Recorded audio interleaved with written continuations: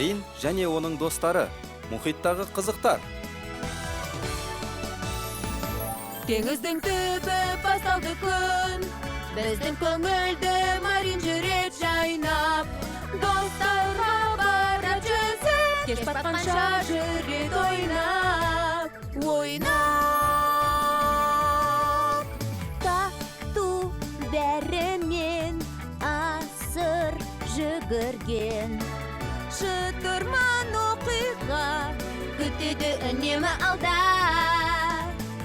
Теңіздің түбі құпия, білуден қапы қалма. Күтетін не бар? Алға неке басты. Су астында түрлі қызық күтер. Бар қиындықтар бізді айналып кетер. Кеш батқанда аяқталар ойында. Ал ертесі достармен қосыламыз ойынға.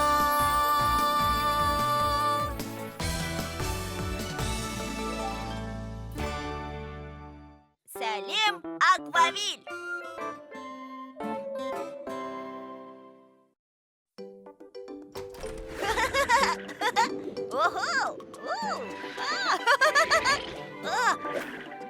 Әке, анашым, Пайп-Ситиде жаңа ойын-сауық орталығы Фэнтезиленд ашылды. Фэнтезиленд? Біз жақын маңда тұрамыз ғой, жақсылап көңіл көтереміз. Алақай, тамаша! Отбасымыздың Пайп-Ситиге көшетіні қандай жақсы!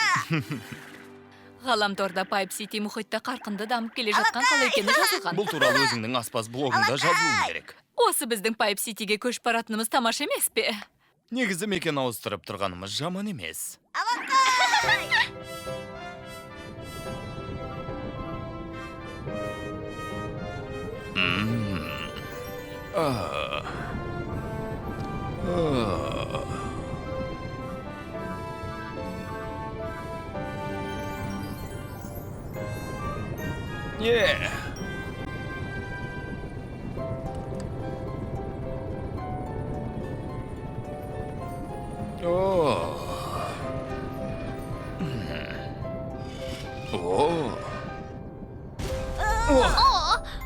Келдік!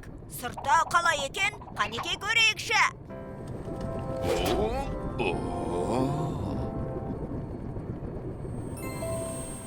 Алақай! Бұл жер сондай керемет! Пайп-Сити! Суреттегіден де әдемі екен. Су да таптаза. Үйлерде әдемі. Анашым, әкешім, тезірек Фэнтезилендке барайықшы. Жарайды, Марин, жолды сен баста. Тоқтаңдар, осы біз Фэнтезилендке қалай баратынын білушім едік. Түсінсем бермасын, жылдамдықта ақау жоқ, бірақ жұмыс істемейді. Қайырлы күн, біз жаңадан көшіп келдік. Қане тоқта, мүмкін дұрыс бұрылмаған шығармын. Ендеше оңға бұрылайын, содан соң солға. Кешірім өтінем, Фэнтезилендке қалай баруға болатынын айтып жібересіз бе? Біздің Аквавильде ешқандай Фэнтезиленд жоқ. Кешіріңіз, қалай дедіңіз, Аквавиль ме? Сонда бұл Пайп-Сити емес пе? Жоқ, бұл Аквавиль. Мұнда таза судан басқа ештеңе жоқ. Аквавиль! Ал менің зауытым осы қалада ең дәмді тағам дайындайды. Айтпақшы, ауыз тиесіңдер ме?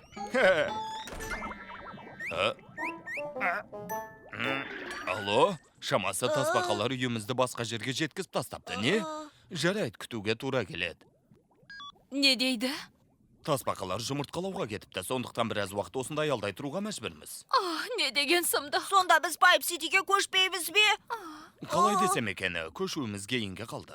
Қабай, Пайп-Ситиде болсақ, баяғыдағы Фэнтезилендте ойнап жүретін едік. Еңсеңді түсірме, сәті түскенде олар басқа тасбақаларды жібереді.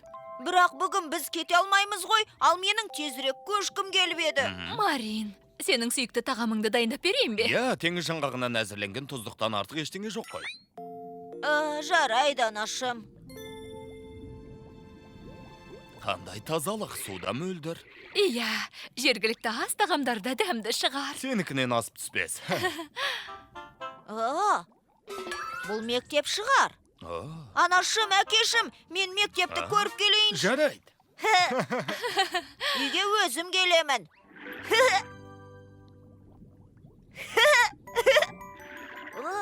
Кішкентай болса да өте әдемі екен. О!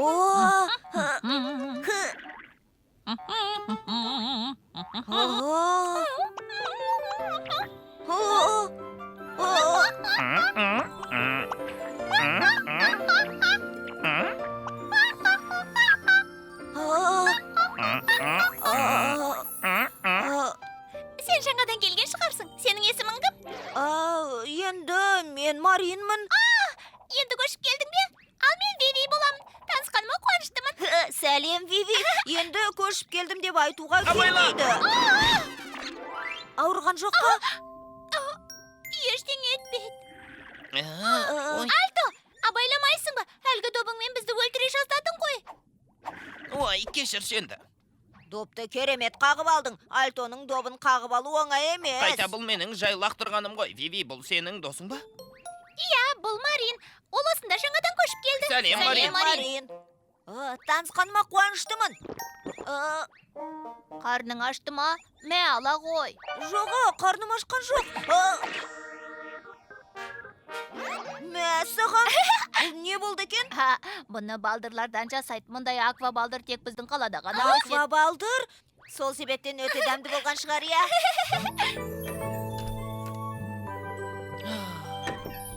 Есімнен шығып кетті ғой. Міне мұнаны сіздерге тарту етем. Жаңадан көшіп келдіңіздер ғой. Менің сыйлығым болсын. Көп рахмет. Оқасы жоқ, бұл аквабалдыр деп аталады. Олар тек біздің қалада өседі. Аквабалдыр? Иә, өте пайдалы. Құрамында көмір су мен майлар аз. Оның үстіне ағзаны тазартады. Мәсіған, солай ма? Сіздердің біздің аквавилге көшіп келгендеріңіз тамаша. Дүкеннің иесі өте мейірімді сияқты. Иә, расымен де ол өте... Ой. Бәрі дұрыс па? Иә, бәрі дұрыс сияқты. Жүгіңіз тым ауыр сияқты ғой, кішкене демала тұрсаңыздар қалай болады? Қазір тұра тұрыңыздар. Көп рахмет, осыған бұл әуре болғаныңыз не енді? Жаңадан көшіп келдіңіздер ме? Қаламызға қош келдіңіздер. Көп рахмет аула сыпырушы мырза. Мына бақалшақ үшін де рахмет. Оқасы жоқ, кейін әкеп бересіз ғой. Мен негізі аквавилдің әкім едім. Не? Әкімсіз бе? Аквавилде керемет екен. Марин, сонымен сенің үйің қайда дейсің? Менің үйім бе? Ой, сұмдық достар. Ренжімеңдер, бірақ үйге қайтуым керек. Асығыссың ба, мүмкін тағы да ойнай тұрармыз. Иә, саған өте қызықты бір жер көрсетейін дегенмін. Қызықты жерді ме? Иә, өте керемет жер. Ол жағат келшектерден де қызықты. Иә, бұл мұхиттағы ең тамаша жер. Мәсіған, ол қайда орналасқан сонда?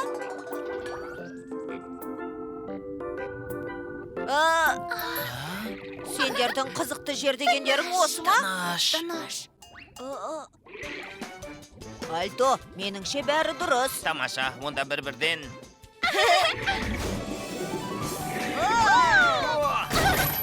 Шуламаңдаршы. Ой, қан мырза.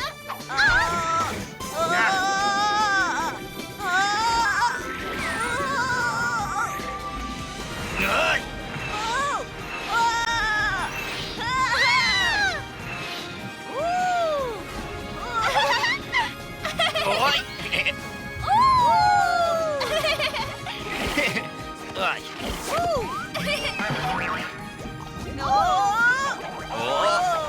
Ой!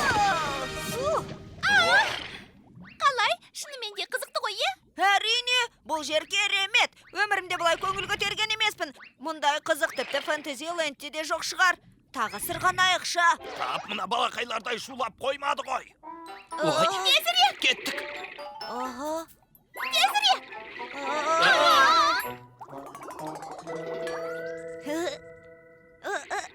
Марин, сен неге кеш қайтып келдің? Ой, анашым кешірші. Достармен ойнап жүріп, уақыттың өтіп кеткенін байқамай қалыппын. Сонда сен өзіңе дос тауып алдың ба? Иә, мектептің қасынан достарды кездестірдім. Алло? Иә, рас па? Иә, рахмет сізге. Көлік тасымалдау компаниясынан ғой, ертең тасымалдаушы тасбақаларын жібереді екен. Рас па? Біз ойлағаннан да тез келетін болды. Сонда ертең Пайп Ситиге көшеміз бе? Солай сияқты. Осы қалада тұрсам, тап бүгінгідей күндерімді өте көңілді өткізетін Бұл едім. жер денсаулыққа пайдалы, үлкен қалаға қарағанда тыныш. Мұндағы өнімдермен неше түрлі дәмді тағамдар әзірлейтін едім.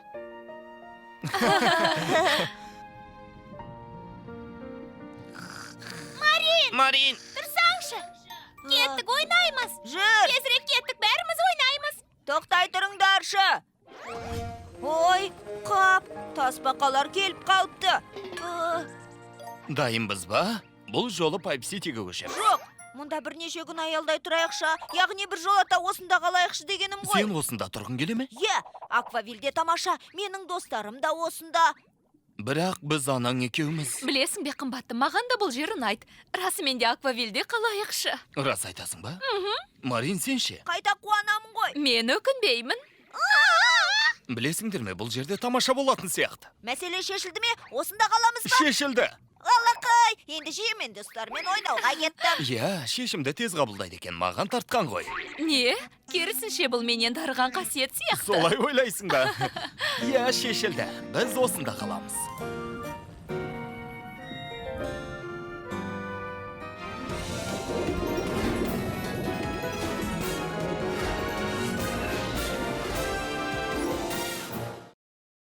Марин, жаңа оқушы.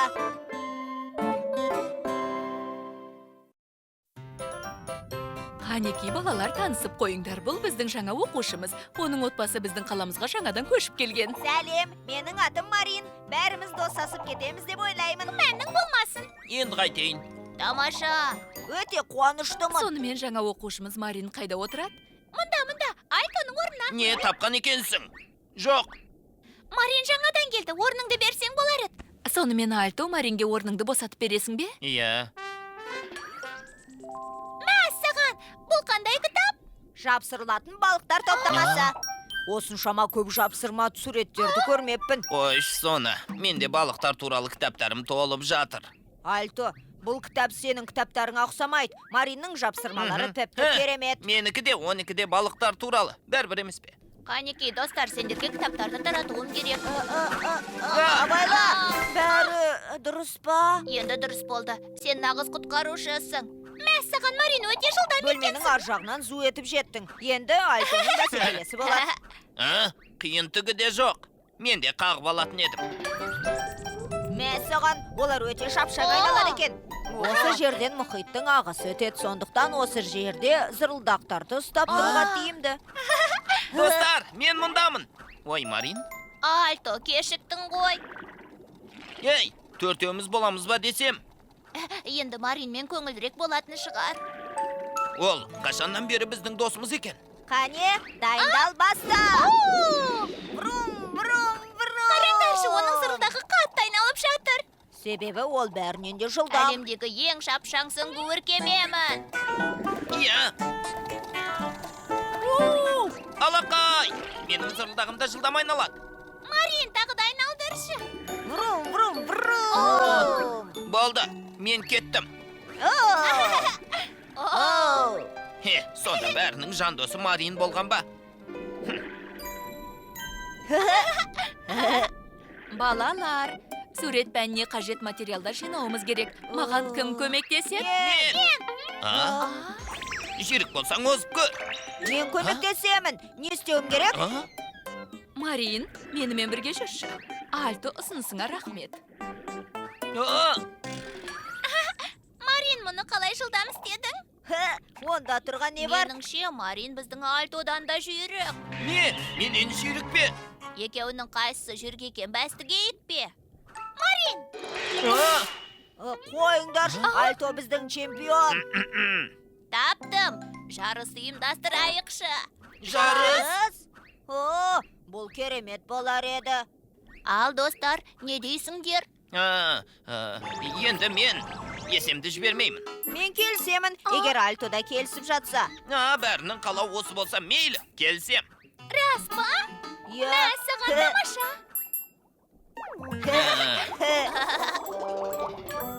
Мынау сендердің бағыттарың. Мектептен бастап дүкеннен, полиция бөлімшесінен, Вивидің үйінен өтіп, мәреге осы сайбақта жетесіңдер. Әр жерде екі жалаушаны көресіңдер. Әрине. Жақсы. Қанекей, дайындал. Қанекей, достар! Алға! Және...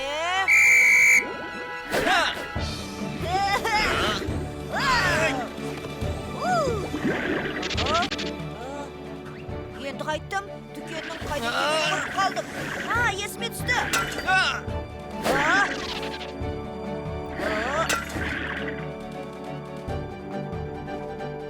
Ай!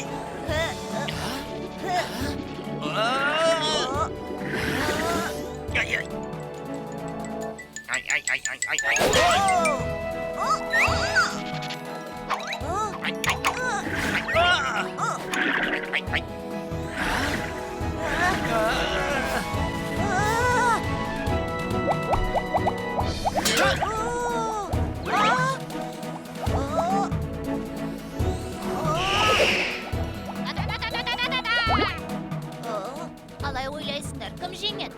Енді менің ойымша... Мен білем, Марин жеңеді. Оны қазір білеміз. Әне олар.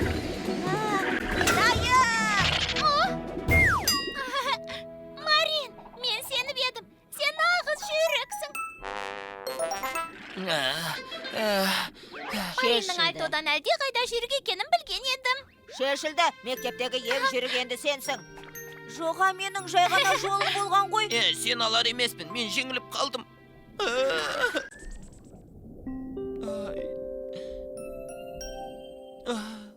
Достарымның алдында масқара болдым.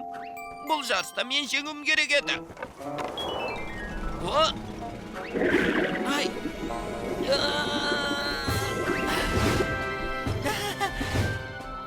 Бірақ әлі де кеш емес. Иә! Марин және оның достары!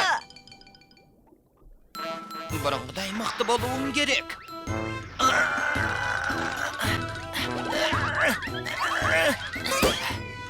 Бұрылыстардан зымырап өткенімде, оның басы айналады.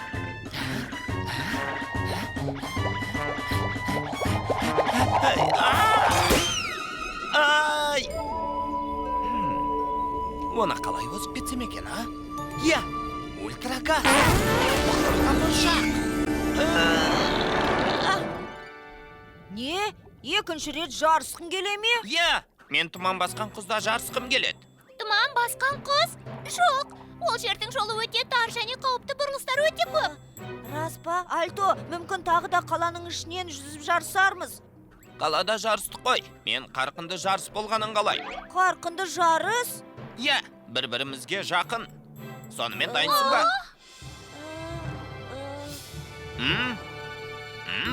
Жарайды, келісемін. Тамаша, мектептен кейін тұманды қызда кездесеміз.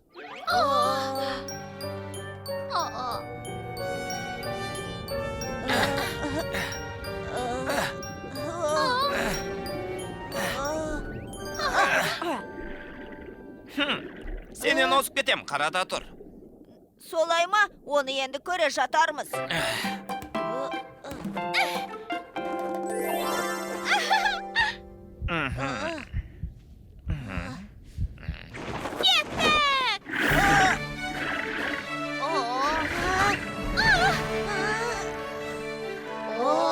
Альтоның жылдамдығы артыпты. О, басқаша тамақтанатын болған шығар.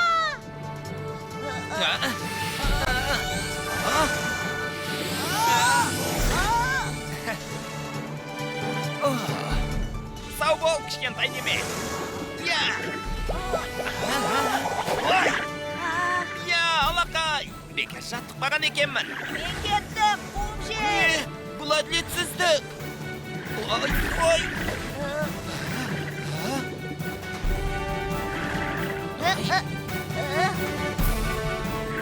Бұл жерден оңай өтіп кетем. Мен де. Қане енді ультрагазды пайдаланайын. Бұқтырылған бұршақ.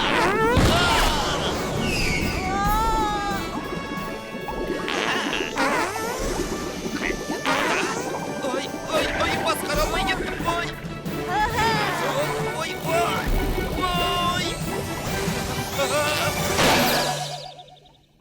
Қызық, олар неге келмей жатыр екен? Уайымдамаңдар, қазір келіп қалады. Әйтеуір аман есен болса екен. Ой. Қырсық шалғырай. Ай, Ой, Альто, не болды? Шыға алмай жатырсың ба? әзіліңде. Бұл менің жоспарым. Ей, қайдам, мүмкін көмек шақырайын. Бәрі ойдағыдай. Жарыс қой. Жүзсеңші. Сенімдісің бе? Бәрі дұрыс деп айттым ғой. Қайта саған мүмкіндік беріп жатырмын. Мен әлі де жеңе аламын. Ай! Мына тастардың астында қалам ғой. Қап, енді қайттым. Ай! Бекер өзімше болған екенмін. Мари маған көмектесер еді. Альто, мықтапсыз да. Ой! Альто!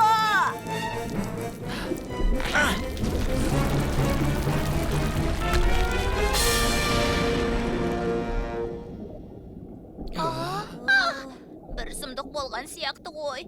Иә, оларды тауып алайық. Тоқтаңдар, ана жаққа қараңдар. Альто, Марин! Не болды, бәрі дұрыс па? Иә, мен қыз жақта бір сұмдыққа тап болдым, бірақ Мари мені құтқарып алды. Саған әйтеуір аман есенсің бе? Иә, бәрі дұрыс. Досым Марин болмағанда ғой ол жерден аман шықпайтын едім. Рахмет. О не дегенің, Альто? Өте жылдам жүзген соң тастардың арасына кіріп кеттің. Сен мақтасың. Расымен де, мен мақтаман.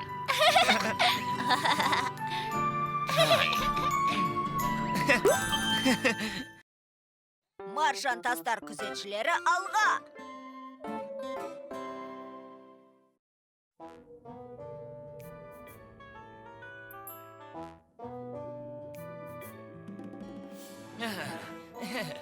Ой. Ал не істейміз, достар, доп ойнаймыз ба? Ойыншық ойнайықшы, мен үлкені боламын. Жоқ, сен онсыз да бізге үнемі бұйрық бересің. Олай емес қой. Мүмкін әкемнің дүкеніне барып балмұздақтың жаңа түрін жеп көрерміз, а? Бірден солай демейсің бе? Кеттік! Мен де барам. Мен де. Мен де. Альто, тоқташы. Теңіз аттары. Сәлем, теңіз аттары. Сені бұрын көрмеппін, сен кімсің? Менің атым Марин. Отбасымен бірге жақында көшіп Көшіп келгенбіз. келдік те. Мен саған не үшін сенуім керек? Сіз үлкен сырғанағы бар үйде тұрасыз ғой. Мен көшіп келгенде сізді көрген болатынмын. Ол жақтан естедің, Әлде мен аңдыдың ба? Жоқ, айтайын дегенім. Бұл өте күмәнді екен. Мұнда бір гәп бар. Марин! Әйтеуір таныстыңдар ма? Мына баланы танисың ба? Иә, мырза, бұл Марин. Оны біздің мектепке ауыстырды. Рас па? Бұлқан мырза ма? Ол қала сыртында тұрады. Өзі бір түрлі. Бір түрлі? Біраз бір түрлі нәрселерді айтады және істейді. Бірақ негізі жаман сүңгуір кем емес. Го-го, балмұздағың керемет. Ха-ха. Әсем түсті маржан тас қосылғаннан шығар. Әсем түсті маржан тас? Я, ол біздің қаламызда ғана өсет. Мұхиттағы нағыз ғажап десе де болады. Не? Мен әсем түсті маржан тастарды ешқашан көрмеппін. Рас па? Ендеше тап қазір барып көріп келейік. Сәлем балақайлар. Балмұздақ па? Маржан тас қосылған ғой, Солай ойлап едім. Дәмін көрейінші. Тоқтай тұр. Балық қайсасқаның. Олар маржан тас қосылған деді ғой, балмыздақты ұрлап алсақ. Кешіріңдер, біздің уақытымыз жоқ. Қай-қайдағымен айналысқаның бе? Кешіріңіз Басеке, бірақ қарныңыз ашқан жоқ па? Жоқ, ашқан жоқ. Мен мына екеуін бұрын ешқашан көрмеппін. Меніңше олардан жақсылық күтуге болмайды. Әке! Сәлеметсіз бе? Сәлем балалар. Ал мынаның не керегі бар? Кешетінде біреулер әсем түсті маржан тастарды ұрлап кетті. Ұрылар ма? Әкешім айтшы, маржан тастарды ұрлап не қажеті бар? Олар кез келген жерде өседі ғой. Себебі бұл маржан тастарды талай нәрсеге пайдалануға болады. Әрі олар өте қымбат. Мазаңдалғаныма ренжіме, бірақ дүкенге барып келе аласың ба? Тап қазір ме қымбаттым жұмыс істеуім керек еді.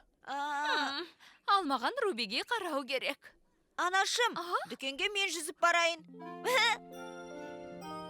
Міне, тағы да адастым. Дүкен қай жақта еді? О, Кан мырза! Ол жолды білетін шығар. Кан мырза! Кан мырза, тұра тұрыңызшы. Сізден сұрауға бола ма? Бұл маржантас орманы ғой. Ол жаққа не үшін бара жатыр? Не? Кан мырза ұрма? Е, оның маржан орманына жүзіп бара жатқанын көрдім. Қан мырза маржан тастар ұрысы ма? Шын ба? Тоқтаңдар, кесіп айта алмаймыз ғой. Оның әлденені ұрлап жатқанын ешкімде көрген Иә, жоқ. сенікі дұрыс. Бірақ ол түнде маржантас орманына бара жатты. Демек, оның ұры болуы мүмкін бе? Ей, Марин, сен оның Қан мырза екеніне сенімдісің бе? Иә, қараңғыда қалай байқап қалдың? Иә, сенімдімін. Ол Кан мырза еді. Сенбеймін. Марин, Қан мырза маржантастарды ұрлап қайтеді. Ендеше өзіміз тергеу жүргізейік. Маржантастар ұрлықшысын ұстап алайық. Жарай. Келістік. Иә. Сөйтейік. Бәрі дұрыс. Енді басқа жағын көрейін.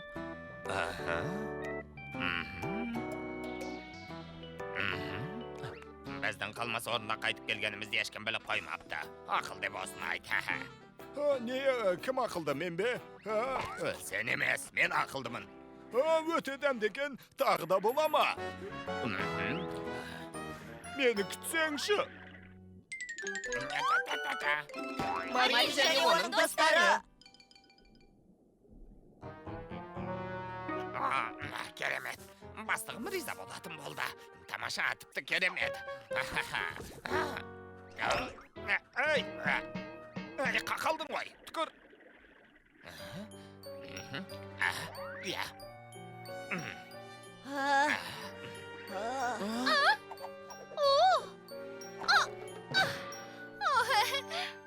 Иә, біз өткен жолғыдан да көп ұрлап алдық. Мен ең айлакер ұрымын. Мен лес алмай келем.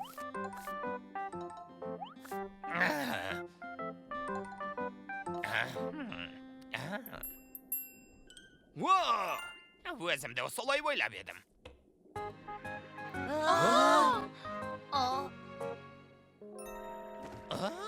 Тарихтағы ең керемет ұрлық. Осыны атап өтіп, тамақтанайық. Не болды? Сенің қапшығың неге бос, маржантастар қайда? Білмеймін, біз кетерде қапшық толы болатын. Толы болса қанекей, қапшығың тесік қой. Бәсе енді түсінікті болды. Неге жеңіл бола қалды десем? Күлетін несі бар? Кеттік алаңғасар, орманға барамыз. Қайтадан ба, сонда тамақтанбаймыз ба? Бұл жолы мұқият бол. Тамаша. Ішке кір жылдам.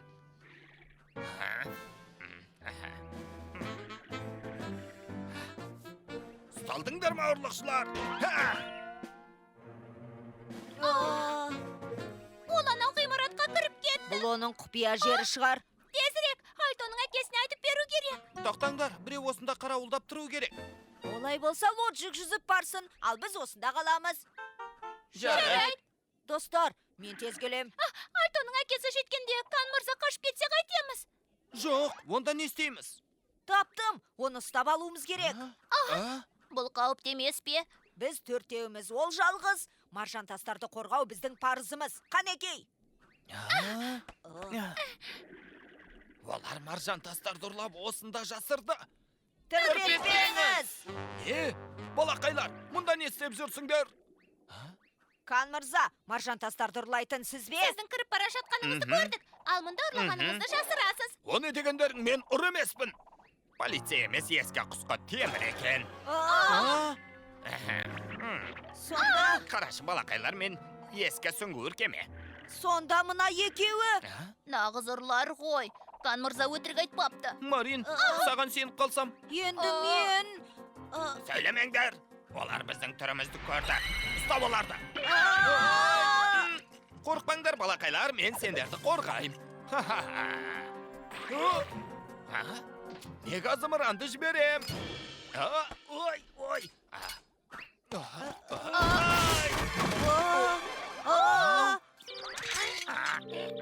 Қан мырза! Ұстап оларды!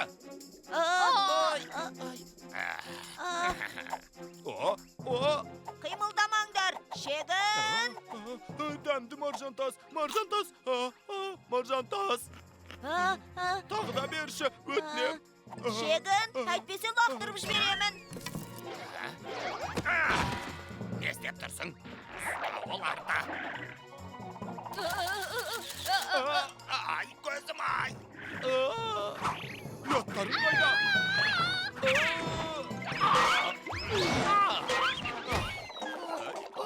Қытам келді, доғар. Қытам келді. Ей, күлкіден жарламын. Қытам келді. Күлкіден жарламын.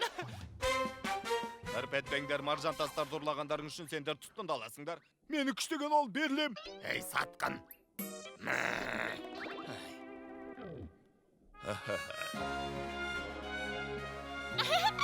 Батылдықтарың үшін сендерді маржан тастар қарауылы ретінде тағайындаймын. Иә, біз маржан тастар қарауылымыз керемет. Алақай. Бізге енді штаб пәтер керек. Штаб пәтер? Полицейлердің бөлімшелері бар, ал маржантастар қарауылдарының штаб пәтері болады. Штаб пәтер әдемі естіледі екен. Мектепте ме, алаңда ма, немесе саябақта ма? Меніңше біздің құпия штаб пәтеріміз болуы керек. Иә, және мен оған лайық жерді білемін. Алақай, тамаша. Бұл жерде өтерге өстермен айналысатын едік. Маржантастар қарауылының құпия штаб пәтері. Қандай тамаша! Ал достар, ендеше ант берейік. Маржантастар қарауылдары дайынсыңдар ма? 1, 2, 3. Қарауылдар алға!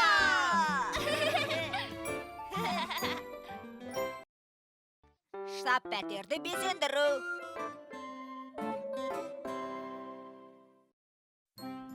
Достар, маржантастар қарауылдары үшін не ойлап тапқанымды қараңдаршы. Охо, Марин, бұл карта ма? Иә, оны мен салдым. Өсетін маржантастарды күзеткіміз келсе, қаланы өте жақсы білуіміз керек. Сенімдісің бе? Сен анау көшені дұрыс салмаған сияқтысың. Солай ма? Негізі мен картаны салып аяқтаған жоқпын. Ал Виви, ал сен не алып келдің? Мінекей, бұл сиқырлы гүл маржантастар қарауылдарына арнайы белгі беріп тұрады. Не, меніңше бұл жай ғана гүл. Олай емес. Қарауылдар үшін бүгін жұмыс бар ма? Жоқ, иә. Жоқ, иә. Жоқ, иә. Ей, достар, бүгін жұмыс болады екен. Қане дайындалыңдар. Осыған сене қалды деп ойлайсың ба? Менің гүлдерім ешқашан қателескен емес. Гого, ал сен не әкелдің? Әкемнен бізге тамақ жасап беруін сұрадым. Аш қарынға жұмыс деген жарамайды. Гого, сен кереметсің. Және әкем де. Ей, Альто, ал сен не алып келдің? Ешқашан таба алмайтындарыңа бәстесейік бе? Маржантастар қарауылдарына өте қажет нәрсе. Ой, Альто, қашанда осылай істейсің? Қане, көрсетші енді. Міне. Альто, бұл жай ғана ысқырық қой. Не жай ғана ысқырық? Бұл өте ерекше ысқырық. Ерекшелігі неде екен? Ысқырыққа ысқырған кезде маржантастармен қоректенетін балықтар үркеп басқа жаққа жүзіп кетеді. Тамаша, оны қайдан алдың? Әкемнен ысқырықтың көмегімен ол маржантастарды күзетеді. Мә, саған керемет. Ысқырып көрсем бола ма? Тапқан екенсің, бұл сендерге ойыншық емес. Бере салсаң қайтет, өтінемін сараң болмай ысқыруға бере тұршы. Маған да. Негізі, оны сендерге бермеуім керек, бірақ мейлі бір-бірден ысқырсаңдар болады. Алақай! Оларға не дайындағанымды көрсе таң қалады. Ой, әлденені ұмытып кете жаздадым ғой. Лоджик кешігіп жатыр ғой. Баяғы кітап оқып отырған шығар. Өзі сондай енді. Кітап оқып қайтеді. Мен кітап оқысам, ұйқым келеді. Достар, мүмкін біздің штаб пәтерімізді безендірсек қайтеді? Мәссаған табылған ақыл. Мен безендірудің қас маманымын. Қалай безендіреміз сонда? Енді, менің ойымша... Бәрін қызғылт түске бояу керек. Қабырғаларды, төбені, бәрін. Гүлдер болсын. Қалай сендерге ұнай ма? Қызғылт түскен гүлдер ме? Бұл қыздар үшін ғой, ешқашан. Спорт тренажерлары көп болсын. Үлкен жаттығу залы болады. Ол жерде жақсылап жаттықсақ бұлшықеттеріміз өседі. Иә. Бұлшықеттер? Ондайды ұнатпаймын. Керек болса далада жаттығыңдар. Тек мұндай емес. Егер маржантастарды күзеткіміз келсе, біз мықтыда шымыр болуымыз керек. Мен онсыз да мықтымын. Мейлі. Жарайды, сенімен дауласудан пайда жоқ. Достар, сендер не дейсіңдер? Ойларың жаман емес, бірақ меніңше штаб пәтерде көңілді болуы керек. Көңілді? Ол қалай? Пәтерді Фэнтези Ленд сияқты сауық орнына айналдыруға болады, сонда штаб пәтеріміз керемет болады. Меніңше жаттығу залын жасаған дұрыс. Жоқ, келіспеймін. Штаб пәтеріміз қызғылт түсті болсын. Онда білмеймін, ал сен не айтасың, Гого? Мүмкін қызғылт түсті жаттығу залы бар Фэнтези Ленд болар. Ай, сенде! Мұны қайдан шығарып жүрсің, қызғылт түсті жаттығу залы? Бұл жерде жаттығу залы болса да, сенің бұлшықеттерің өспес еді. Не дейсің? Менің бұлшықеттерім міне қандай? Әрине, сен жай ғана мақтаншақсың. Ой, өзіңе қарап алшы. Сен өзіңді тіпті қаншайымын деп жүрсің. Не дейсің сен? Болды, мен енді маржан тастар қарауылы емеспін. Солай ма? Мен де. Не істесеңдер де өздерің біліңдер. Ей, мен бірінші кетем. Достар! Қайтыңдар. Енді не істейміз? Олар маржантастар қарауылдары қатарынан Білмеймін. шығып кетті. Ендеше Лоджикпен сөйлесу керек. Ол ең ақылды ғой, бір амалын табар. Иә, Лоджикпен ақылдасайық.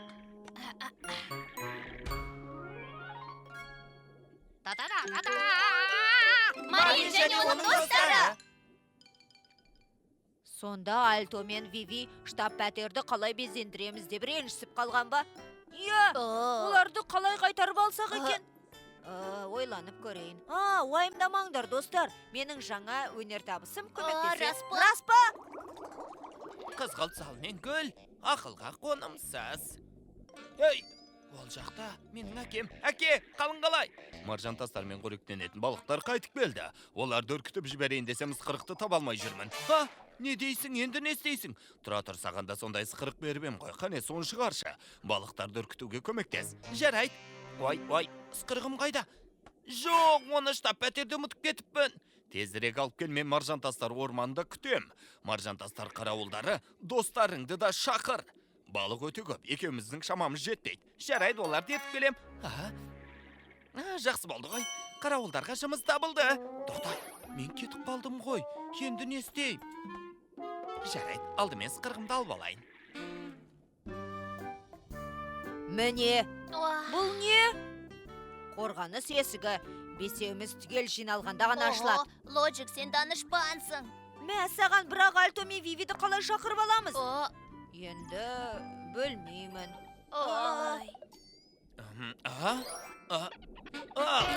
Бұл не? Қауіпсіздік жүйесі. Не? Штаб пәтерден ысқырығымды алып, маржан тастар орманына жетуім керек. Маржан тастар орманы?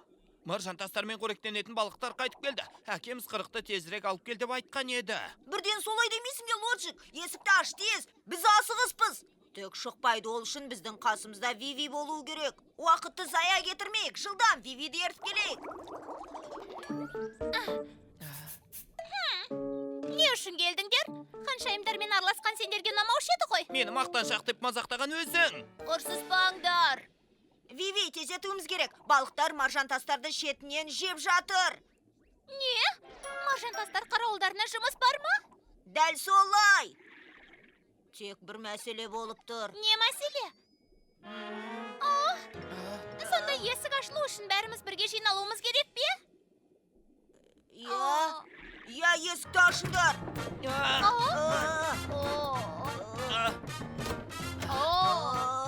Не қып тұрсыңдар? Алға! Әрқайсымыз қабырғада салынған суретімен сәйкес келуі керек. Иә! Сендерге не болған? Бәрін шатастырдыңдар ғой. Достар, мен шыға алмай тұрмын.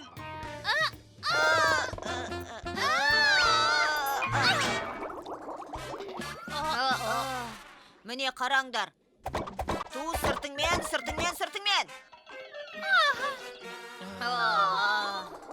Түсіндіңдер ме? Енді қателеспеңдер.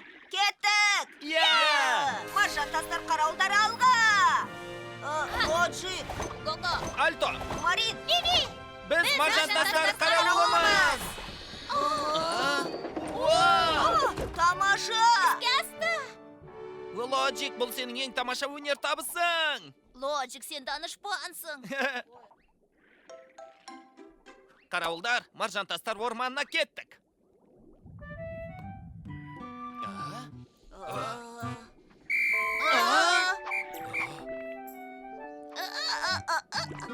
Hey, hey, hey. Hä? Aa!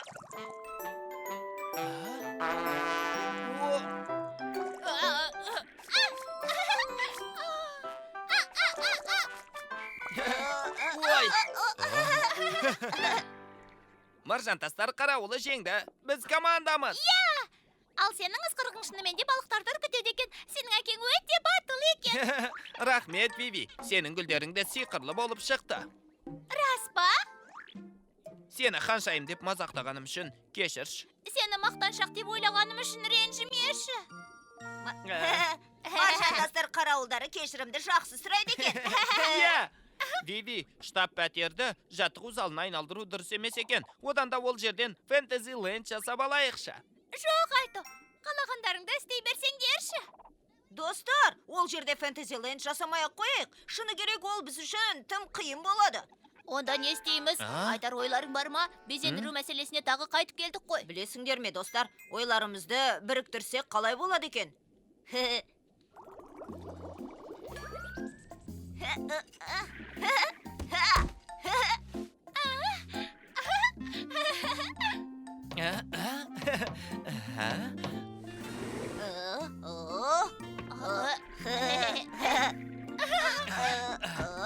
Мінекей, енді штаб пәтеріміз керемет болды. Виви, бұл не? Бұл менің жеке тоңазытқышым. Бір қызғылт нәрсеге қарсы болмайтын шығарсыңдар. Бұл нағыз. Өте әдемі деп айтайын дегем. Иә. Достар, қанеке суретке түсейік. Жарайды. Қане жымиямыз. Жандостар және тәртіп сақшылары, маржантастар қарауылдары алға! Абайы Скат.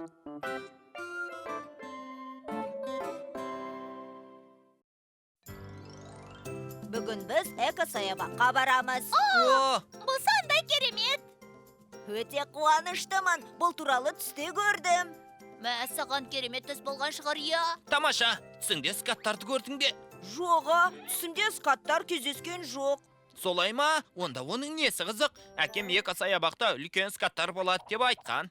Рас па? Олардың көлемі қандай екен сонда? Міне мына кітапта бәрі жазылған.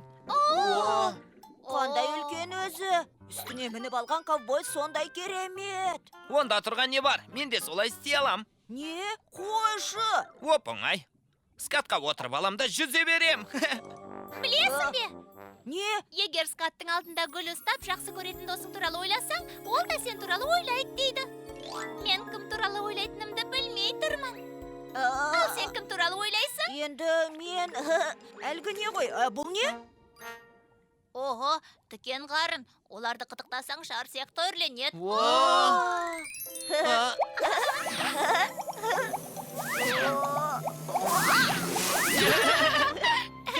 Жабайы скаттар бәрінен де керемет. Олар үшін тәтті бірдеңе алу керек. Ал мен скаттың маскасын жасадым. Олар мені скат деп ойлап қалады. Саған, ал мен фотоаппарат алып көп сурет түсірем. Ендеше мені Маринмен бірге суретке түсір. Жарайды, Марин, ал сен не аласың? Менің айтарлықтай еш нәрсем жоқ. Бірақ анашым маған өте дәмді түскі ас әзірлеп берем деген. Анаң асты керемет әзірлейді. Бұл туралы бүкіл қала айтып жүр. Демек, қорапшаңда тәтті тосын сыйлар көп болады ғой. Анаң саған қандай тамақ әзірлеп беретінін көргіміз келіп тұр. Мінекей, экосаябаққа барған кезде мына ерекше түскі асты жейсің. Саған көрсем бола ма? Жоқ, тосын сый болмай қалады. Түстенер кезде достарыңмен бірге ашып көресің. Жарайды, рахмет анашым. О, сәлем киттер. О, сәлем шаян.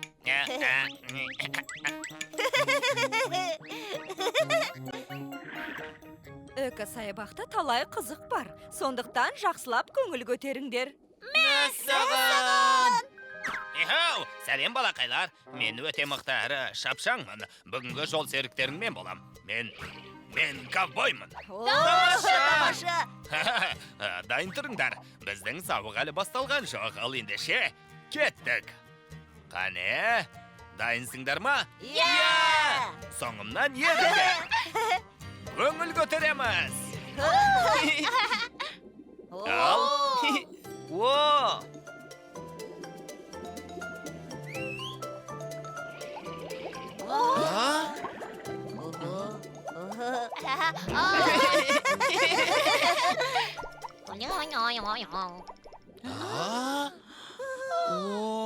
Бұл хамелеон маржантас. Ол түсін өзгертіп тұрады. Марин, мені көріп тұрсың ба? Виви, сенсің бе? Соңынан қалмады ғой.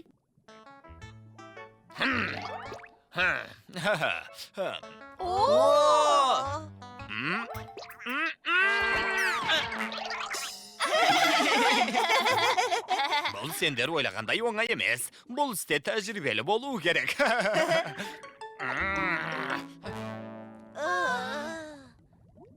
Ей, біз әлі жабайы скатты көрген жоқпыз.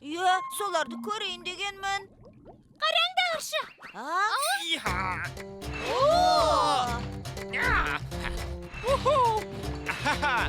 Алақай жабайы скат. Жабайы скатқа мініп алу өте қиын. Бұл ковбой сондай керемет. Ол өте мықты.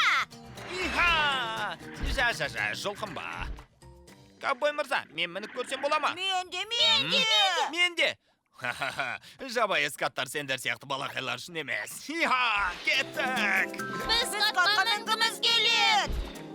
Мінейікші. Оңай болып көрінгенмен шын мәнінде олай емес. Сондықтан жоқ, әуелі көп жаттығу керек. Ал бұл бойыма дарыған қасиет. Ай, ал мен бәрібір скатқа мініп алам. Ей, балақайлар, түскі ас уақыты қанеки. Кім не алып келгенін бірге көрейік. Марин және оның достары.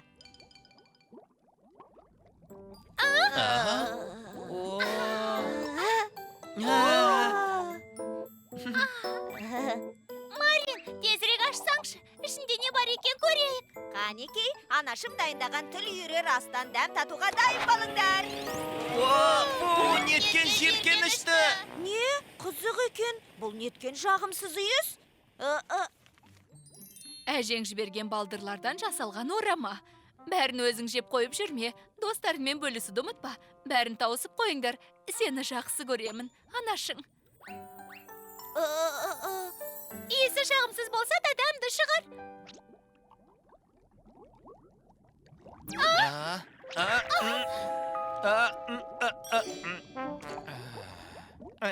Сонымен, жеуге бола ма?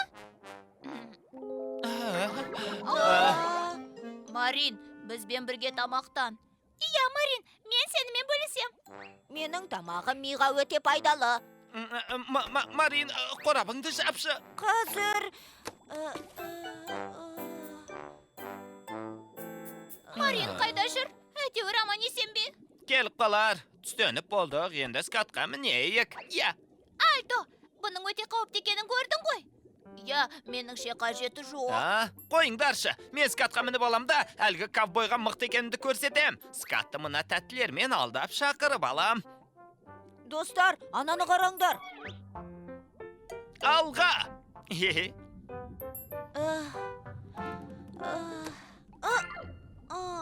Анашым түскі асты тауысып қояды деп күтіп жүр. Енді қайттым.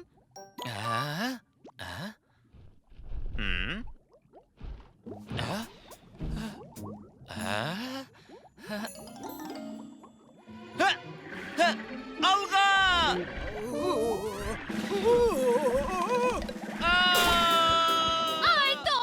Альто! Ане, қорқпаңдар. Мен бөтен емеспін. Ай!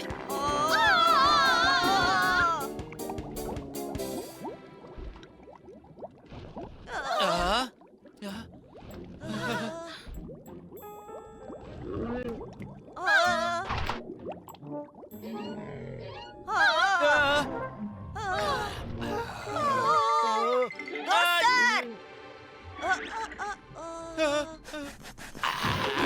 Марин, қаш!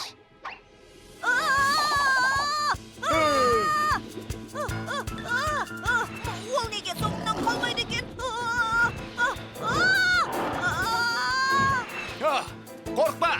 Сені құтқарып алам. Ей, тоқта!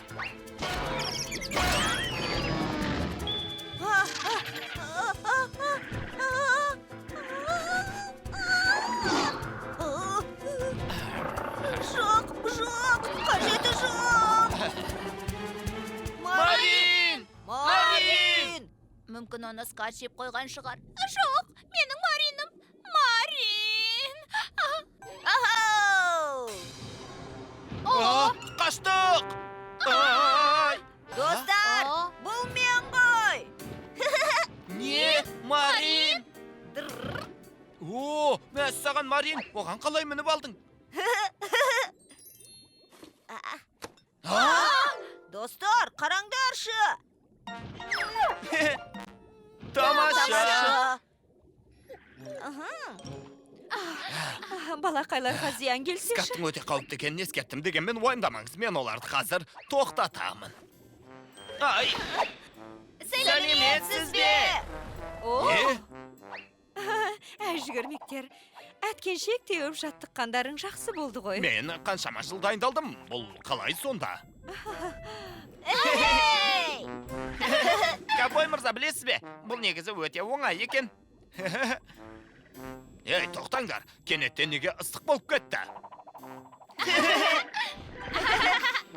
Марин, анашың шынымен де өте керемет ас дайындапты.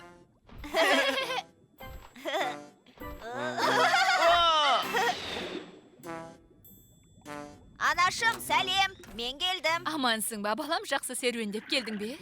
Эко-саябақта неше түрлі маржантастар мен балықтар бар екен. Тамаша емес пе, түскі асым ұнады ма? Түскі асы өте дәмді болды. Әжем берген балдырлардың арқасында мен жабайы скатпен достасып алдым. Рас па? Скаттар балдыр қосылған ораманы ұнатады екен. Саған ұнаса болды. Ендеше ертеңде сол түскі асты әзірлеп берейін. Не ғой, тағы да мұ? Кан мырзаның сырнайы.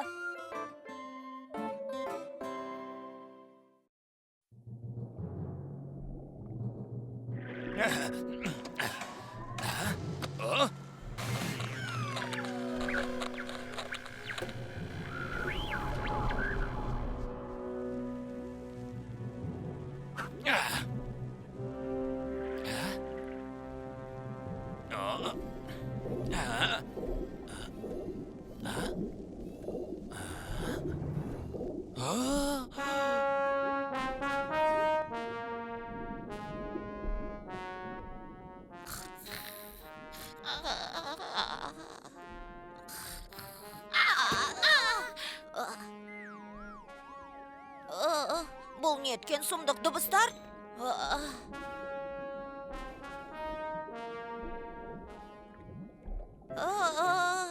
Қайырлы таң, әке. Қалай ұйықтадың? Нашар. Түні бойы әлде бір дыбыстар маған ұйқы бермей қойды.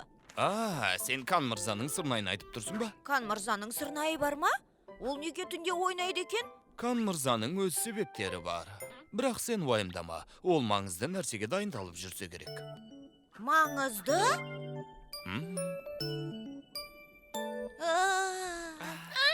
Түнде Кан мырзаның сырнайда ойнаған естідіңдер ме?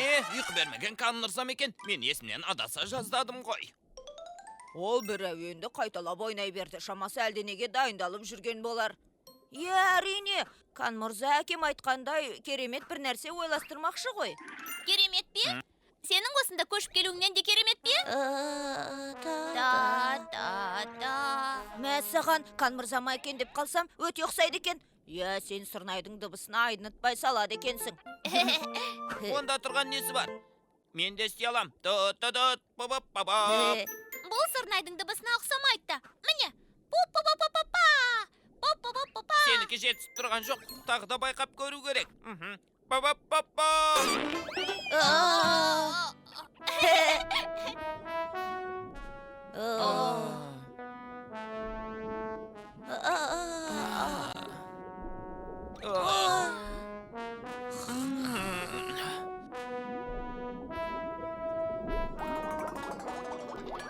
Мен түнімен көз ілмей шықтым. Масқара, менің ұйқым қанбаса түрім сұмдық болып кетеді. Ол не нәрсеге дайындалып жүр екен сонда? Онда менің шаруам да жоқ, менің ұйқым келді. Соны айтам да, қан мырзаға сырнайда ойнамасын деп айтайықшы. Достар, шыдай тұрсақ ше, ол кішкене ойнайды да қояды. Бұған шыдай алар емеспін. Альто дұрыс айтады, мен ұйықтамаған кезде өнер табыстарым туралы ойлана алмай қалам. Сендердікі дұрыс, ендеше сырнайда не үшін ойнайтынын және қашан доғаратынын сұрап көрейік. Жетер енді.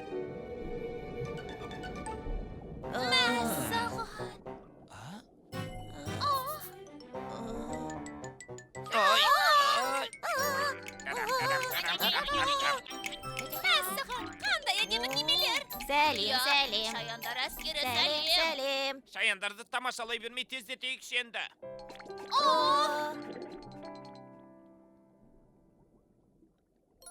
Сәлеметсіз бе, қан мырза? Мұнда кім бар? Үйде кім бар? Жұмыстармен шығып кеткен шығар. Сырнайы осында екен. Сұмдық дыбыстарды шығарған осы екен ғой. Ойнап көреміз бе? Қан мырзаның рұқсатынсыз ба? Ештең етпес, 1 минут ойнай тұрамыз. О, Мәссаған, қандай тамаша. Қане Альто, енді мен көрейінші. Тұр, тағы ойнағым келеді. Жаңа ғана ойнадың ғой, енді менің кезегім. Болсаң ұстап ал мені. Қазір қуып жетем. Ей, шетел. Қойыңдар, сырнайды сындырасыңдар ғой. Та-да-та, сырнайым қайда. Та-да-та, ойнағым келеді. Достар, қан мырза жүзіп келе жатыр. Жоқ, сен ал. Жоқ, мен ойнап Маған енді керегі жоқ. Сырнайды жасырып қашып кетейік. Салып қала жаздадық. Сырнайды қайтеміз. Үйге қайтайық, ертең қайтарып берерміз. Иә, сырнайды жасыра тұрсақ ұйқымызды қандырып алатын едік. Менің сырнайым, қайдасың? Менің сырнайым, қайдасың? Мария және оның достары. Рахат-ай, мен керемет ұйықтадым. Ал менің ұйқым қанғаны соншалық түрім әдемі болып тұр. Ал мен ойымды жинақтап кітап оқи алдым. Көрдіңдер ме, мен бәріне көмектестім. Сол сырнайды баяғыдағы жасыру керек еді. Иә, бірақ қан мырза сырнайын іздеп жүрген шығар. Уайымдама, бүгін сырнайын қайтарып береміз. Керегі не? Қайта енді тынышталды ғой бәрі. Сырнайды біз алып кеткенімізді де білмейді. Альто дұрыс айтады. Тыныштықта өмір сүрген жақсы ғой, бірақ қан мырза сырнайын іздеп уайымдап жүрсе керек. Сырнайын қайтарып берсек қайтеді. Сырнайды қайтаратын болдық па жоқ па? Ендеше штаб пәтерімізде дауыс берейік. Табылған ақыл, дауыс береміз. Сырнайым, қазір қайдасың? Халіңіз қалай, қан мырза? Нашар, сырнайым жоғалып кетті. Оны таба алмай әлекпін. Жоқ. Сырнайыңыз ба? Иә, оны көрген жоқсыңдар ма? Жоқ. Достар, сырнайды көрдіңдер ме? Көрген жоқпыз. Ол сырнайды не үшін іздеп жүрсіз? Білесіңдер ме, сырнайсыз. Жарайды, маңызды емес, енді несін айтам.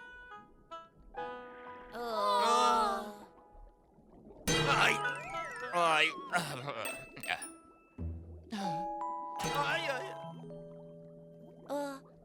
Бұл жағдай маған маза бермейді. Қан мырзаға сырнай не үшін керек екенін білгім келеді. Ол қайда кетті? Осында кеткенін көріп едім ғой. Дәрігер әже, сәлеметсіз бе? Қош келдің, Марин. Сіз осы жерден қан мырзаны көрген жоқсыз ба? Көрген жоқпын, оны қайтесің. Одан бір нәрсе сұрайын дегенмін. Сырнайын жоғалтып алғаннан кейін көңіл күйі жоқ деседі. Ол сырнай өте ерекше болатын. Ол сырнай қан мырза үшін несімен ерекше? Демек, сырнай балықтарға бағыт сілтей ме? Балықтар уылдырық шашуға келгенде қан мырзаның үйінің қасынан жүзіп өтеді екен деп дәрігер әже айтты. Олар сырнайдың дыбысын естігенде бұрылатын жерді бірден табады екен. Ғылыми тілмен айтқанда бұл балықтардың миграциясы. Қан мырза сырнайда ойнағанда балықтар қателеспей жол табатын ғой.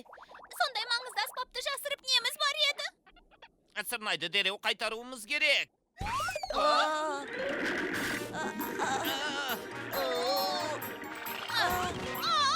Ой, Гого, не болды?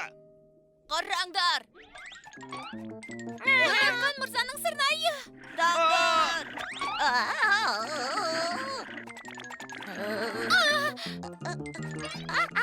Тоқта. Ой, Ой. Сырнай. ой. Ай. Сырнай. Ой.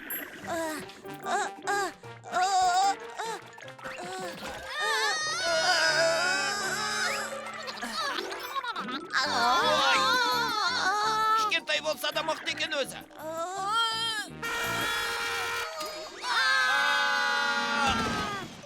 Ой, Сырнай қайда? Сырнай. сырнай әлі шаянда шығар. Достар, сырнай мұнда.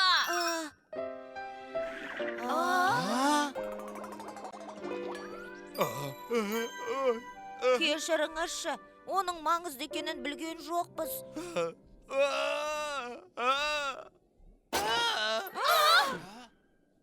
Ой.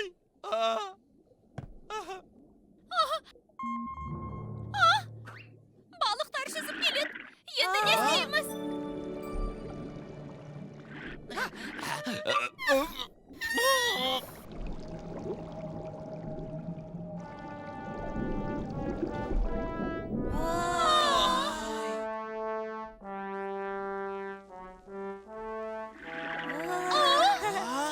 Гого ән салғанда сырнайдың дыбысына ұқсайды. Гого сияқты досың болса, Сырнайдың да қажеті жоқ.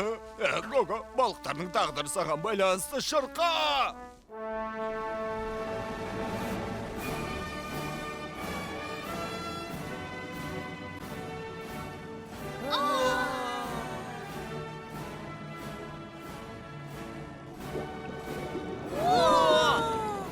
Ән салғанын қарашы.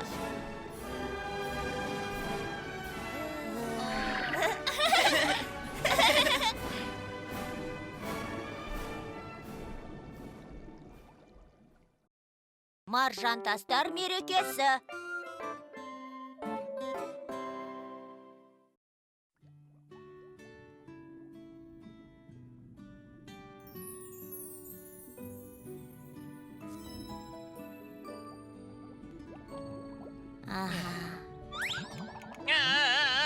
Ой.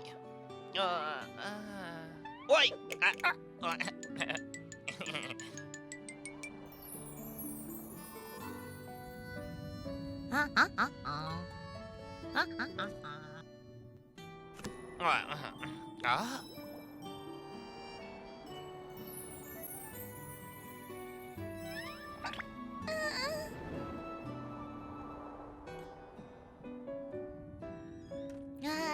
Маржантастар мерекесі ме? Не? Ол туралы естімеп пе едің? Ол кінәлі емес қой. Марин осында жақында ғана көшіп келген. Осы кезде қаламызда маржантастар ағаштары гүлдейді. Аквавилдегі әр отбасы жыл сайынғы маржантастар мерекесіне барады. Сендер де барасыңдар ма? Әрине, мұндай мерекеден қалуға болмайды. Онда расымен де қызықты екен. Маржантас гүлдері қар сияқты жапалақтап түседі. Маржантас жартастары сиқырлы мекенге ұқсап кетеді. Ең керемет ағаштардың қасында жайғасып демалу. Ол жақ өте тыныш, кітап оқып жатқанға жақсы. Ал мен гүлдер арасында жүзгенді ұнатам. Мә саған, маржантастар мерекесі шынымен де керемет сияқты. Марин, сен барасың ба? Әрине.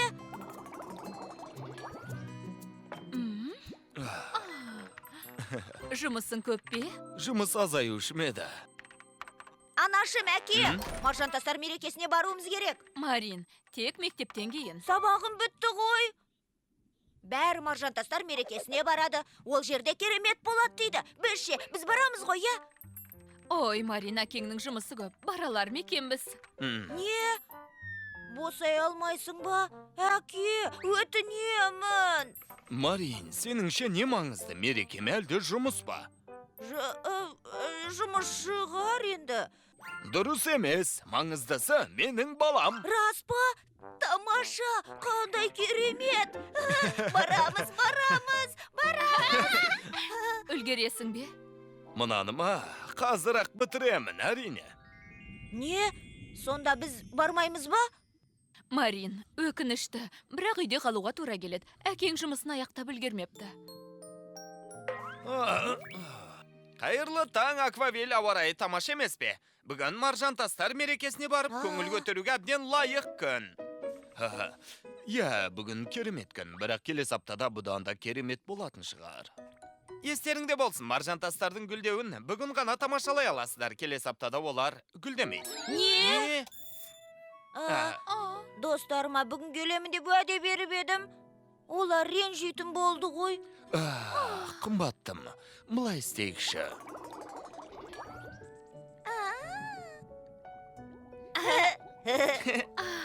Мәссаған. Қандай әдемі. Маржантастар гүлдер. Әкең не істеп жатыр екен, а? Мені уайымдамаңдар, көңіл көтере беріңдер.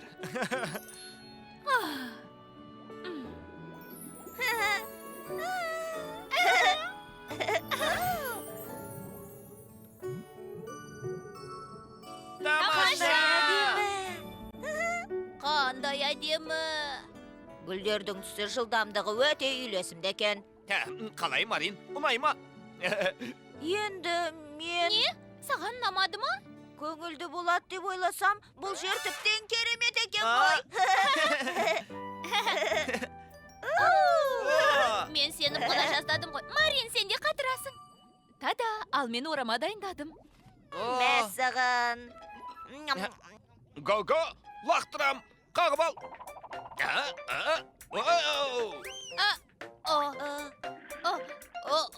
Доп қайда? Міне. Ой, бұл тікен қарын ғой.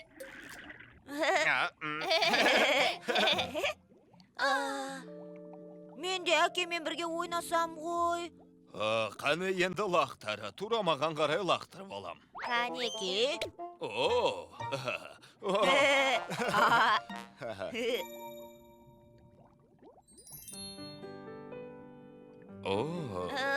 Лақтыр.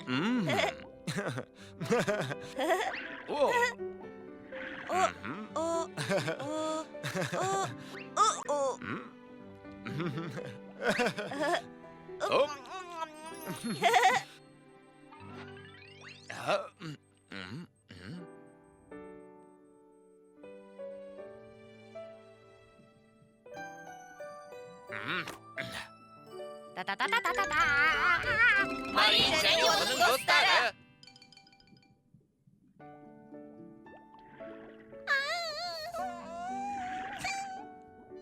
Марин, сен неге достарыңмен бірге ойнамайсың? Әкеміз қасымызда болмаған соң біртүрлі көңілсіз екен. Достарың әкелермен бірге келген соң көңілің түсіп кетті ме? Марин, әкеңнің жұмысы өте көп. Біздің жағдайымызды жасау үшін көп жұмыс істейді. Келесі жолы әкеңмен бірге барамыз деп уәде берем. Әрине. Білесің бе, әкеңе мына гүлдер ұнайтын еді.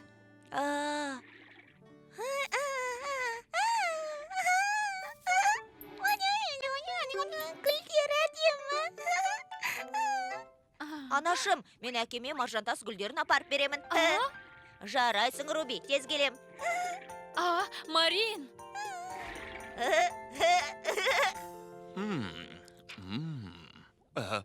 Сіз Мариннің әкесі боласыз ба, қайда сығып барасыз?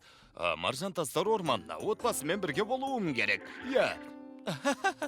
Мұныңыз енді дұрыс. Сәлеметсіз бе, офицер? Сәлем, Марин.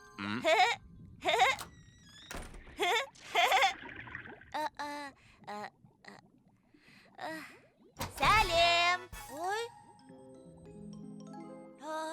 Әкем жоқ қой. Қайда кетті екен?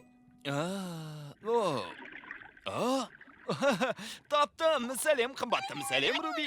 Қымбаттым, жұмысыңды аяқтадың ба? Үлгермедім, бірақ жұмысқа хабарласып ертеңге дейін уақыт берулерін сұрадым. Рас па?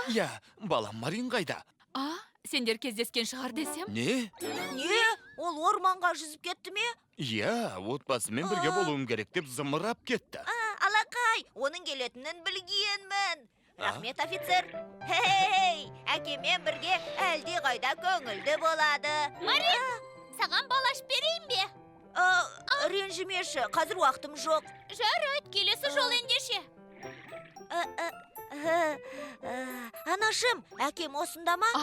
Ол сені іздеп үйге жүзіп кеткен? Не?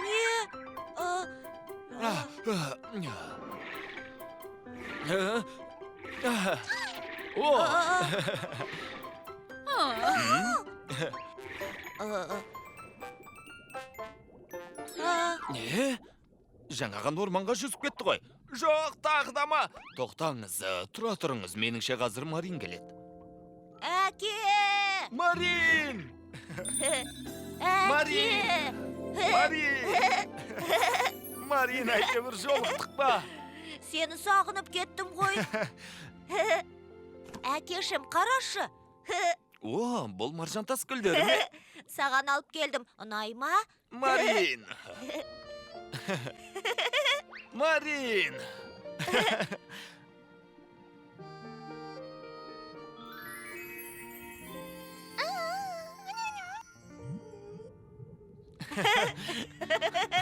Қазір күн батады, анаң мен Руби уайымдап жатқан шығар. Иә, тезірек қайтайық. Мереке аяқталған шығар. Үлгермей қалғаным сондай өкінішті. Ештеңе етпейді, әке. Бәрі дұрыс. Білесің бе, балам? Қасыңда болғаным өте қуаныштымын. Сонымен мерекеге барасыңдар ма? Барғымыз келді, бірақ ол аяқталған шығар. Аяқталған? Керісінше қызық енді басталады. Рас па? Әрине, мен тексеруді аяқтап енді сол жаққа бармақшымын. Бірге жүзіп барайық. Әрине барайық. Марин, естідің бе? Әкетай, алға! Я, қазір бірге жүзіп барамыз. Марин, тезірек, мереке басталғалы жатыр.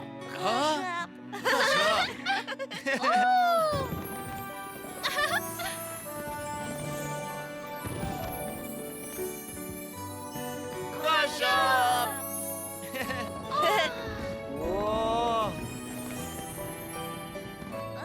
Мәссаған! Қандай әдемі!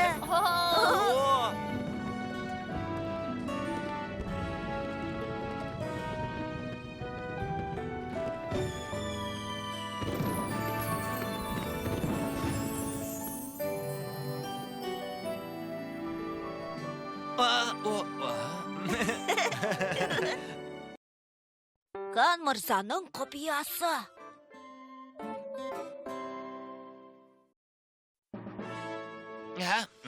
Бүгін бізде қонақта көпті көрген данышпан шебер. Ол ой күшімен мына суасты желдеткіштерді іске қосады. Бұған оның күші жетер ме? Бізбен бірге болыңыздар.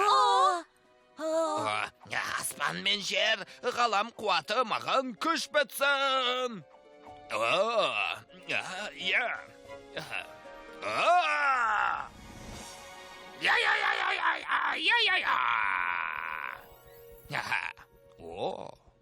Мәссаған! Тамаша! Сонымен, Корки, мен әлгі данышпанға ұқсаймын ба? Мен де сол сияқты сиқырлы су асты толқындарын жасағым келеді. Марин! Сәлем, әке!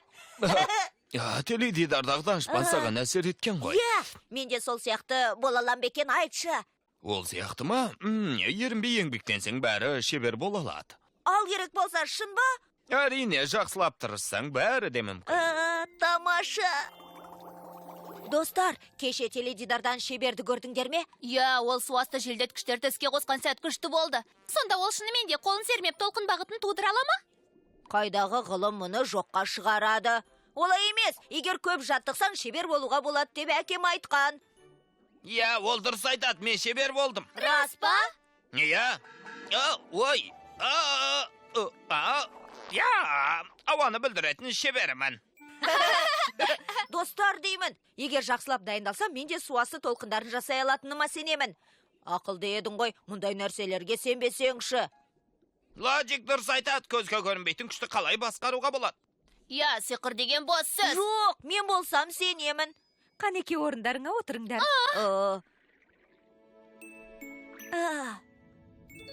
Тырыссаң, бәрі де мүмкін. Мен оларға дәлелдеймін. Аспан, жер және ғалам күштері маған қуат беріңдер. Аулақ, аулақ. Қан мырза, кет. мен саған Кетіңдер. ол әлгіден аумайды ғой. А, Иә, ол А. шеберге ұқсайды. Сонда әлгі шебер қан мырза ма? аулақ. Аулақ, бұларың не?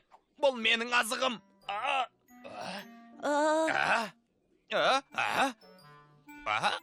Кет. Кет.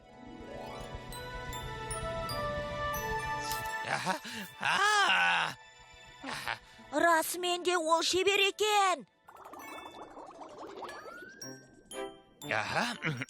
Тәтті мейіз. Сүйегі де жоқ. Тәтті мейіз. Дәмі тілері керемет. Сәлеметсіз бе, қан мырза? Қайда кетті өзі? Кім ол? Қан мырза, сіздің кім екеніңізді білемін. Марин, менің аймағымда не істеп жүрсің? Қан мырза, ой шебер, сіздің шәкіртіңіз болғым келеді. Шебер? Не деп тұрсың сен? Сіз теледидардан көрсеткен данышпан шеберсіз. Тек маңдайыңызда дақ және жалған шаш жабыстырып алғансыз. Дақ па, миы жабысып қалған шығар. Маған су асты толқындарын жасауды үйретер ме екенсіз, Өтінемін. Не айтып кеттің? Қане жол берші. Өтінемін, үйретіңізші. Өтінемін, қан мырза. Не? Алып басаяқ. Алып басаяқ? Қазір сиқырлы күш қуатымды көрсетем. Мен сізге бұл жайында айтып тұрғам жоқ. Міне, өзінің кім екенін айтқысы келмейді. Білемін, мен өзім ақ дайындаламын.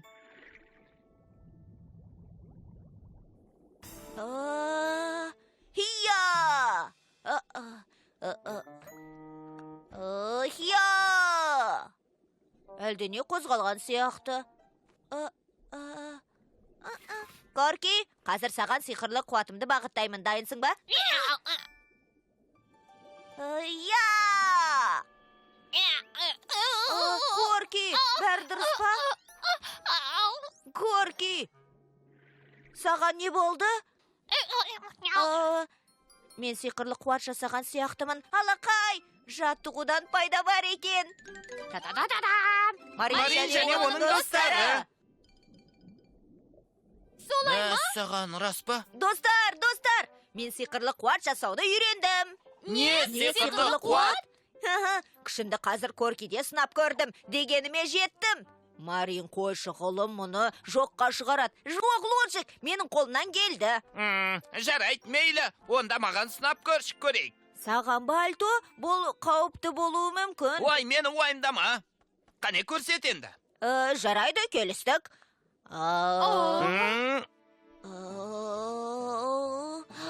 Аспан, жер, ғалам қуаты. Хия! Ал керек болса. Ой. Мәссаған. Мәссаған. Айттым ғой, көрдіңдер ме? Бұлай тұршы, Марин, қане мен көрейінші. Ой. Түк қиындығы жоқ. Алдандың. Мүлдем күлкілі емес. Марин! Мен шынымен шебер болғым келеді. Қан мырза жаттықтырғысы келмеген соң өзім дайындалып жүрмін. Не? Сендер мені мазақтайсыңдар. Енді сендер мен дос емеспін. Марин, Альто, не істегеніңді қарашы. Маған бір ой келді. Мейізді жақсы көрем. Мейізді жақсы көрем.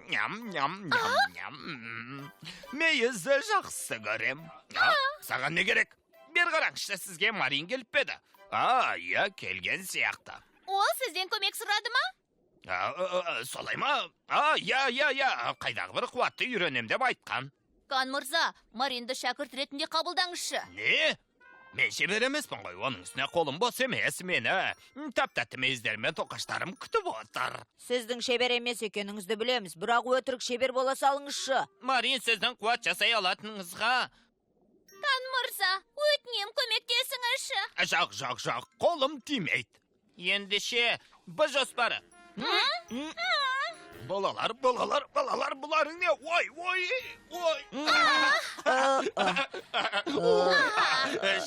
Жетер енді. Кан мырза беріліңіз, және бізге көмектесіңіз. бір рет қана. Қане, қан мырза. Ай, Досыңызға көмектесуіңіз керек. Ай, ай, ай. Э, э, Мұнда қайдан жүрсіз? Кішкентай достым, шебер болуға дайынсың ба? Мен бе, мырза? Бар білгенімді саған үйретем. Иә. Иә.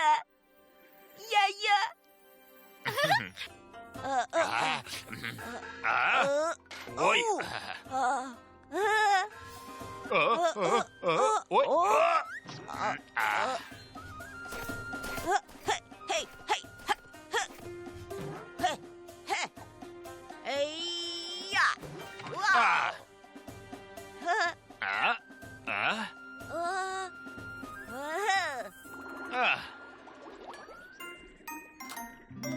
Анашым, әке, мен бүгін шебер мырзамен... Тыныш, Марин, жаңалық көріп отырмыз. Осы аптада бұлтты киттер болмайды. Қуаттарыңды үнемдеңдер. Жайсыз хабар екен. Бұлтты киттер қайтып келетін шығар. Сон айтам. Онда тұрған не бар екен? Киттер жүзіп өткенде желдеткіштердің тез айнала бастайтынын байқамадың ба? Иә. Электрожелдеткіштер қуатты тасымалдау үшін іске қосылады. Киттер көрінбей кетсе, желдеткіштер баяу қозғалады. Сонда бізде электр қуаты болмай ма? Енді бірден емес, бірақ желдеткіштер тоқтап қалса сұмдық болады. Сұмдық екен. Таптым. Уайымдамаңыздар, мен желдеткішкерді айналдыра аламын. Не дейді? Мен күні бойы жаттықтым ғой, көп ұзамай қайтып келем. Марин, қайда кеттің? Не айтқанын түсіндің бе? Түсін бермасын.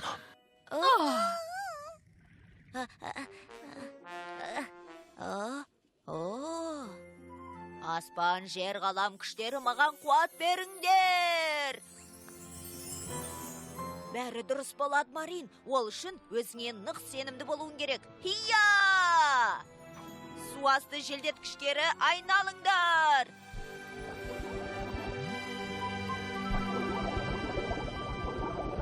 Мәссаған, жүзеге асты.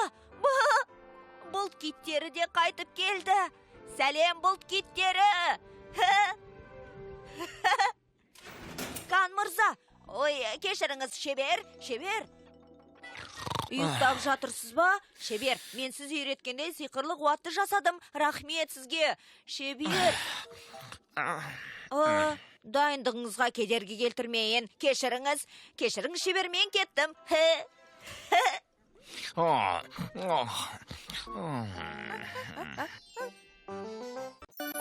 Бірінші бөлімнің соңы 2017 жыл.